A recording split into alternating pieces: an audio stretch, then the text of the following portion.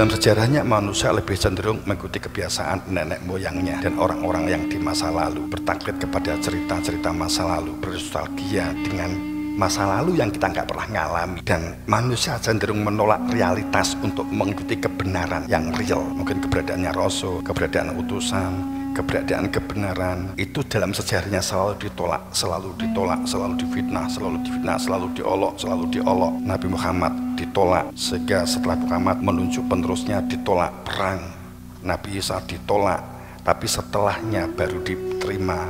Setelah bukunya beredar baru diterima. Mergo wis menghasilkan uang, menghasilkan pemasukan kan gitu. Saat kebenaran dimunculkan ditolak kembali kan gitu. Begitu seterusnya, begitu selanjutnya, begitu terus.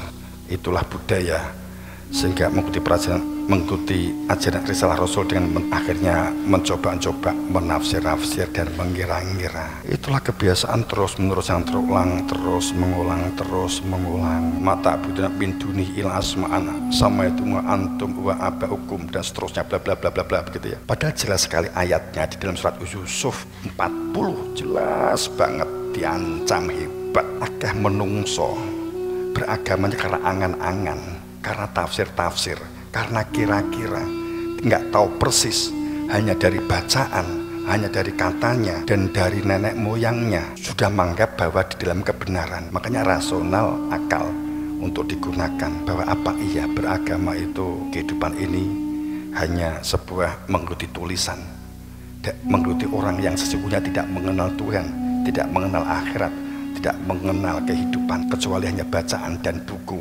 dan olah rekayasa pikiran yang pintar, mengotak-atik gatuk-matuk, cocok logi. Beragama bukan masalah nama-nama, tapi beragama itu ada yang menunjukkan, maka kita berada di dalam hakikat. Jelas banget, beragama itu bukan masalah menyembah nama, bukan masalah simbol-simbol, jadi bukan masalah retorika dan penghalang kemajuan dan berada di dalam kebenaran. Itu adalah satu, fanatik kultus, tidak berani jujur, tidak berani adil kepada diri sendiri, dan anggapan dan intuisi dianggap kebenaran. Kemudian kedua, hanya mengetahui kehidupan yang lahir dari kehidupan yang batin. Dalam berdunia ini hanya mengetahui kehidupan dunia, tapi tentang batin, akhirat itu masalah batin, itu tidak mengenal. Sehingga semua standar kebahagiaan, ketentraman, kehormatan, bahkan standar kehormatan, kemuliaan, keagungan itu adalah materi. Kopiah, sorban disebut kiai karena ini, kehormatan kiai ini. Kalau ini diteleh ustadz, kalau ini diteleh pokja. Pada saat kebenaran adalah kebenaran simbol, maka sesungguhnya kehidupan orang ini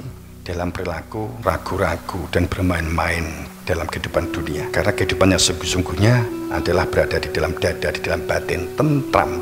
Itu kehidupan batin. Sungguh-sungguhnya berdunia kita jalani untuk menjadikan teranginya di dalam kehidupan batin ini supaya menjadi jelas dan terang. Maka balhum fisaki ya lo'abun, mereka ini berada di dalam keraguan, di dalam kepanikan, di dalam kebingungan. Sesungguhnya hanya akal-akalan, hanya rekayasa. Kita tentu tidak menginginkan kehidupannya begini. Kemudian ketiga, penghalang kemajuan, bahkan menyatakan keselamatan. Tidak berani menghadapi fakta, fakta diri kita, fakta umur kita, fakta kita masih SMP, fakta bahwa berani menghadapi fakta kita masih SMP, berani menghadapi fakta kita masih SMA, berani menghadapi fakta bahwa kita itu sebagai ustadz, berani menghadapi fakta bahwa kita itu pokja, berani menghadapi fakta bahwa kita petani, berani menghadapi fakta bahwa Anda mungkin umpamanya bupati, fakta bupati itu apa sih? Hamba kan begitu kan. Berani menghadapi fakta, yu'minuna billah, menyatakan iman kepada Allah karena sadar kehadiran yang punya nama Allah, wal yaumil akhir, dan fakta kehidupan yang kita jalani. Dan orang yang terkena penyakit romantisme masa lalu, bercitra sejarah dulu hebat, berbicara mukjizat masa lalu hebat, yang gitu. Ya gitu aja cerita-cerita itu, nggak menyelesaikan masalah kehidupan dirinya. Panggah mumet, panggah bingung, panggah kegubel utang. Kowe diceritanono enekmu sisiate Nabi Sulaiman, dadi duit itu biyen. Kowe saya mendengar itu, kowe saya loro atimu. Ya toh, aku kegubel utang. Ustadz cerita Nabi Sulaiman iku iso nggawe duit ret nya tinggi nyaur utang. Biyen itu begitu dulu itu. Jane kowe kita kata kok Ustaz iso gawe dhuwit ora kok Nabi Sulaiman. Kan itu sing mbok takok niku dhewe kan gitu. Keempat, beragamanya itu meninggalkan akal rasional dan nalar. Beragamanya itu dikendalikan oleh psikologi, dikendalikan oleh emosi, ikatan emosi. Karena nek dulur, ikatan emosi, karena suku, ikatan emosi, karena bangsa. Moh aku nek kebenaran saka Jawa ya kudu Arab kan apa kan begitu. Sing wong Eropa, moh aku nek wong Arab kudu wong Eropa. Moh aku kan begitu, selalu begitu terulang dan terulang. Terulang dan terulang. Terulang dan terulang.